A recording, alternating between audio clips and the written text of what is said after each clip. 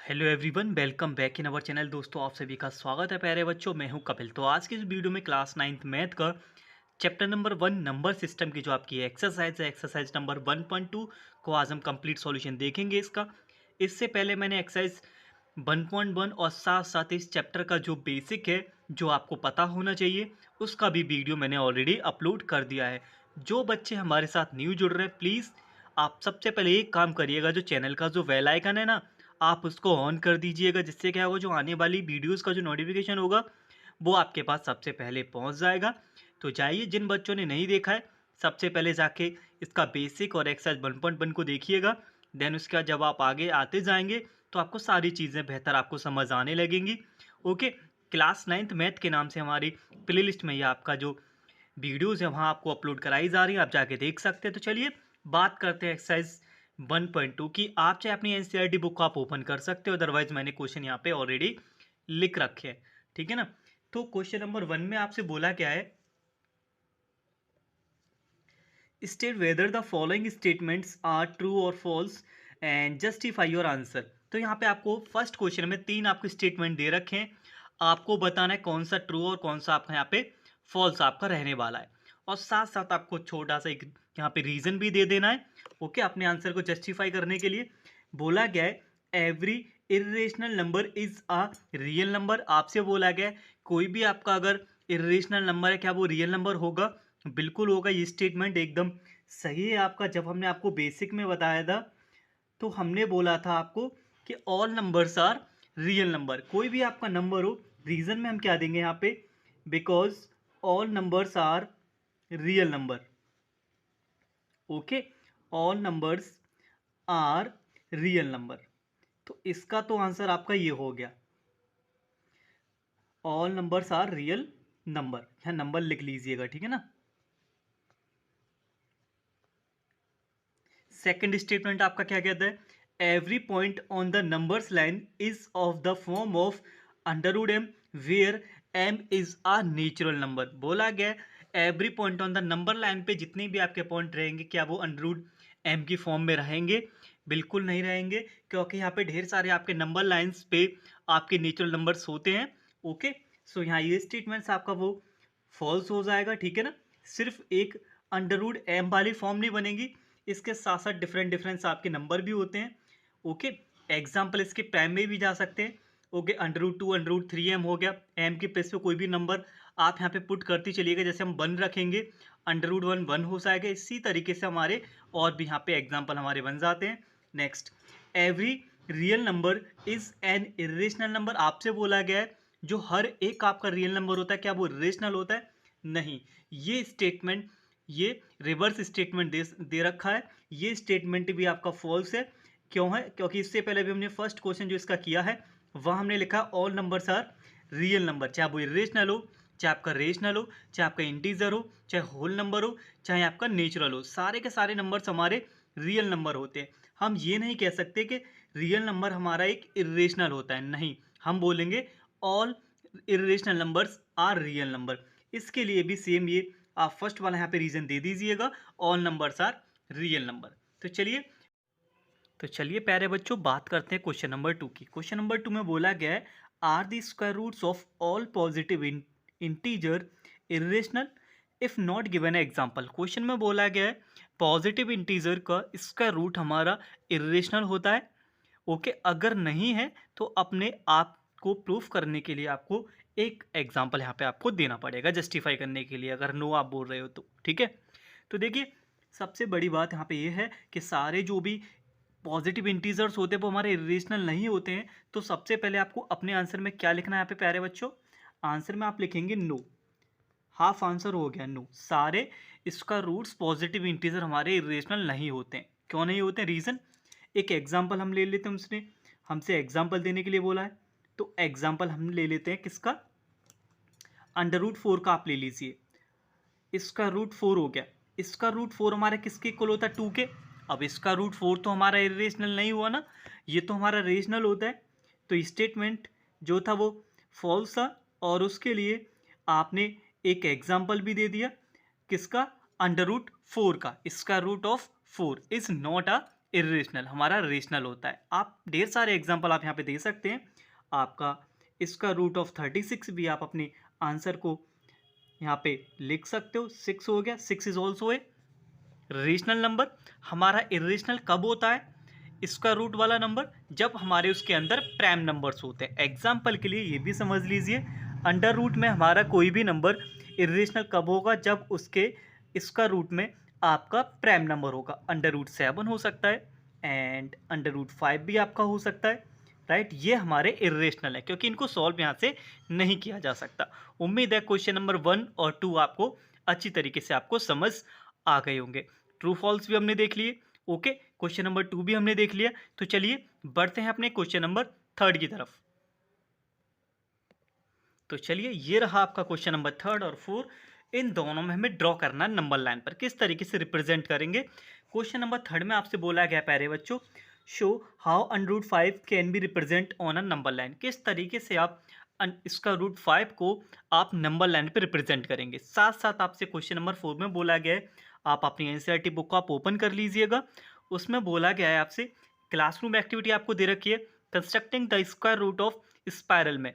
जिस तरीके से आपको उसमें डायग्राम दे रखा है, किस तरीके से आप उसको ड्रॉ करेंगे वो भी हम आपको बताएंगे। आपकी एनसीईआरटी बुक में ये क्वेश्चन काफ़ी इंपॉर्टेंट है, आपको आपके एग्जाम में पक्का आपको देखने को मिलेगा। चाहे आपका इसका रूट 5 हो, चाहे इसका रूट ऑफ 3 हो, चाहे आपका इसका रूट ऑफ 2 हो। तो 5 का तो हम यहाँ देख लेंगे सॉल्यूशन। जब हम क्वेश्चन नंबर 4 को करेंगे वहाँ पर हम अंडर रूट 2 का भी देख लेंगे, अंडर रूट 3 का भी हम वहाँ पे समझ लेंगे। तो चलिए विदाउट टाइम वेस्ट करते जल्दी से इसका सॉल्यूशंस को देखते हैं। ओके, एक बात तो आपको पता होगी प्यारे बच्चों, नंबर लाइन पे 1 2 3 4 आसानी से पुट किए जा सकते हैं, बट जब कोई नंबर जो आपका प्राइम हो वो भी इसका रूट में, उसे किस तरीके से नंबर लाइन पे रिप्रेजेंट करेंगे। तो देखिए ध्यान से मेरी बात को आप समझिएगा। अब मैं इसको ड्रॉ करेंगे हम इस पे व्हाइट पेपर पे, ठीक है। सबसे पहले एक नंबर लाइन हम यहाँ पे ड्रॉ करने जा रहे हैं। जैसा मैं आपको बताता हुआ चल रहा हूँ सेम वही आपको यहाँ पे अपने आंसर सीट में जब आपसे एग्जाम में पूछा जाए वही आप यहाँ पे करिएगा। तो नाउ एक नंबर लाइन ड्रॉ करते हैं, राइट। एक नंबर लाइन में यहाँ पे ले ले रहा हूँ। कोई भी मेजरमेंट आप यहाँ पे ले सकते हो, ठीक है। अब इनकी हम नंबरिंग करेंगे इनके ऊपर।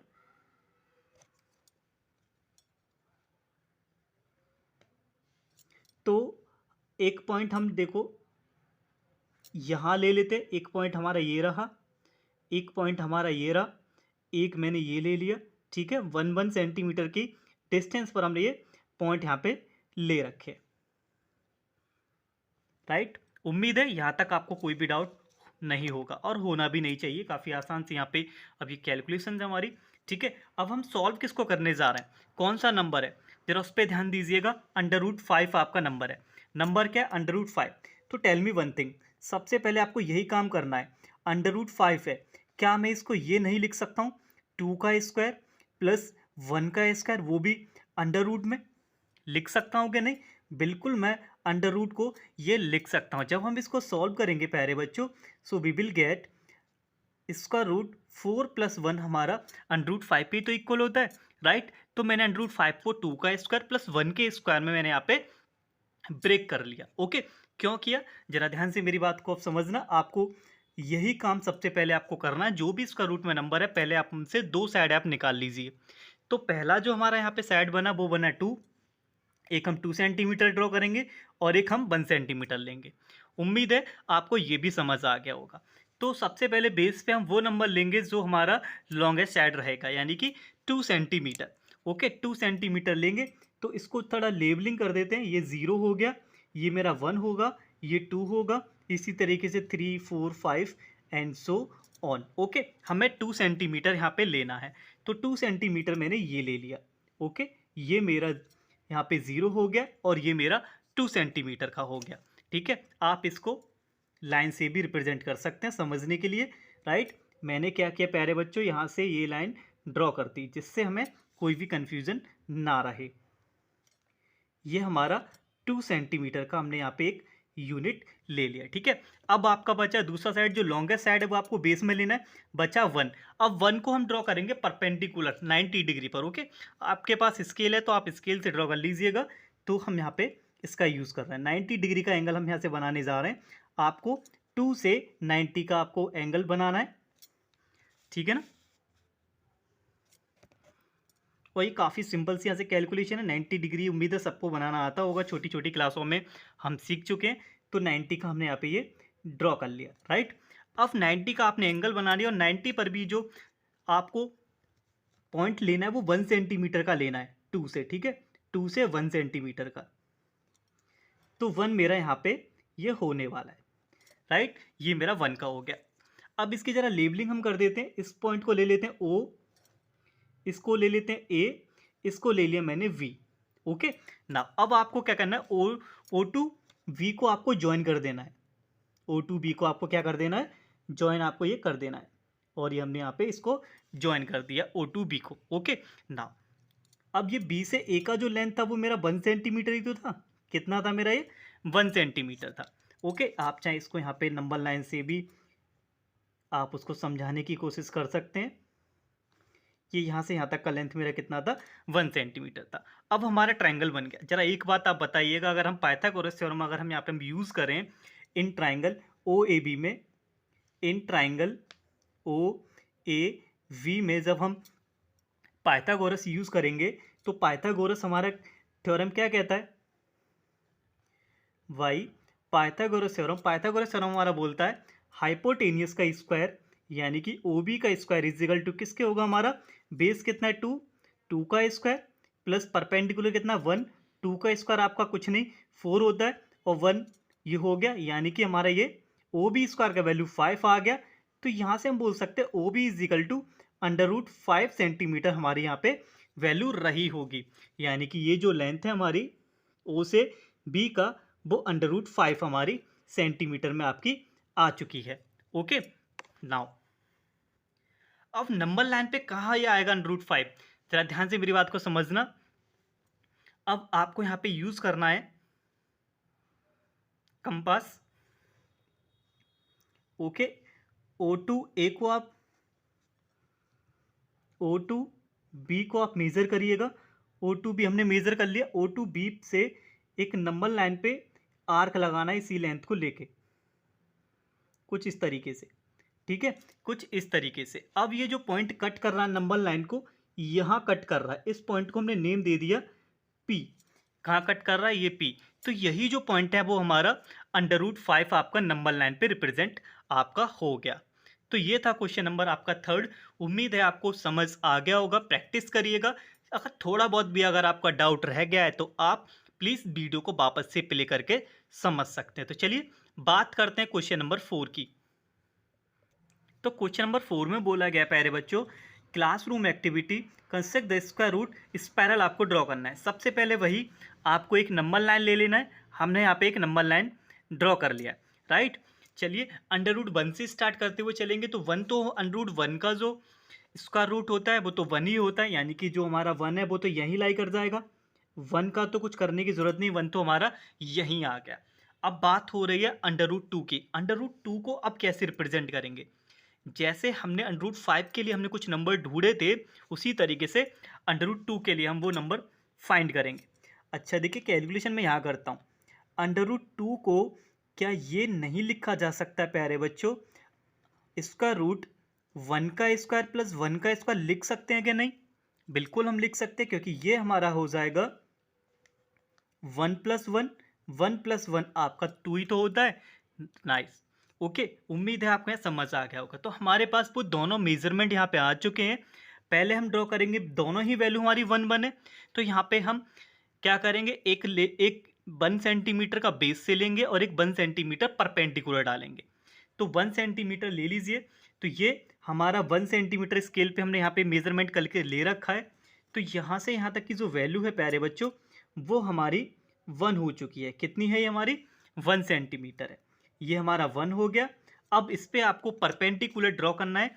आप स्केल का भी यूज़ कर सकते हो। मैं डायरेक्टली परपेंडिकुलर में 1 से 1 का मैं यहाँ पे डाल दे रहा हूँ, ठीक है। डायरेक्टली मैं ड्रॉ कर दे रहा हूँ। ये मेरा 90 डिग्री पे हो जाएगा। ये 90 डिग्री पे हो गया। और 90 पर भी हमें 1 लेना है। 90 पर भी कितना लेना है, 1 हमें यहाँ पे लेना है। तो 90 पे 1 मेरा यहाँ हो गया, ये मेरा 1 हो गया, राइट। अब वही लेवलिंग, इसको हम मान लेते हैं O, इसको मान लेते हैं A, राइट। और ये पॉइंट मेरा हो गया V। आप इसको P1 P2 भी आप यहाँ पे नेम दे सकते हैं, राइट। अब क्या करना है, अब हमें O2V को ज्वाइन करना है, O2B को ज्वाइन करना है, सही है। ये मेरा 1 है, ये मेरा 1 है और ये मेरा 90 डिग्री है। बाय पाइथागोरस थ्योरम बेस का स्क्वायर प्लस हाइपोटेनियस का स्क्वायर अंडर रूट में लगाएंगे तो ये जो वैल्यू है मेरी O2B की जो लेंथ है वो मेरा √2 आएगा। तो ये मेरा √2 हो गया। अब क्या करना है, अब हमें बनाना है √3 का। तो देखिए √3 के लिए हम क्या करेंगे, √3 को क्या लिखा जा सकता है, √2 का स्क्वायर प्लस 1 का स्क्वायर, यही तो लिखा जा सकता है। √2 का स्क्वायर जो होता है वो हमारा कितना होता है 2, और 2 + 1 हमारा हो जाएगा √3। यानी कि हमें पहले चाहिए बेस में अब क्या √2। √2 हमारा O से B आ चुका है। अब हम क्या करेंगे, चलो हमें √2 ड्रॉ करने की अब ज़रूरत नहीं, वो हमें मिल गया। अब हम लेंगे 1। अब 1 सेंटीमीटर का फिर से इस पर परपेंडिकुलर डालेंगे B से। अब स्केल का यूज़ कर लीजिएगा। अब बेस हमारा O से B हो गया। अब O से B 90 डिग्री का आप एंगल ड्रॉ करेंगे, ठीक है।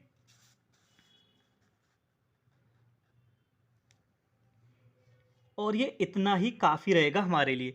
ये 90 डिग्री का एंगल B से बन रहा है और इस 90 डिग्री पर हम लेंगे 1 सेंटीमीटर यूनिट। ये हमारा हो गया 1 का, ये हो गया हमारा 1। अब आपको क्या करना है, अब O से इसको भी आपको ज्वाइन कर देना है। ये आपने ज्वाइन कर दिया। अब जो आपको ये जो लेंथ मिली है वो √3 का वैल्यू आपको यहाँ पे मिला। अब इस पॉइंट को हम C दे सकते हैं। इसी तरीके से अब आप आगे भी जा सकते हैं। अब आप यूज़ करेंगे कंपास का। अब नंबर लाइन पे ड्रॉ करेंगे। पहले आप O2V को लीजिएगा, O से B का, और O से B आपको नंबर लाइन पे यहाँ कट कर रहा है। तो ये हमारा √2 नंबर लाइन पे आ गए, इसको आप P1 बोल दीजिएगा। अब सिमिलर √3 को नंबर लाइन पे करेंगे तो अब O से C का मेजरमेंट आप ले लीजिए। O से C का लिया और फिर इसको कुछ इस तरीके से आर्क लगाएंगे। अब ये नंबर लाइन को यहाँ पे ये कट कर रहा है तो ये √3 हो गया, इसको नेम दे दिया P2। इसी तरीके से आप √4 को भी यहाँ पे ड्रॉ कर सकते हो। √4 को हम क्या लिख सकते हैं ज़रा बताइएगा आप।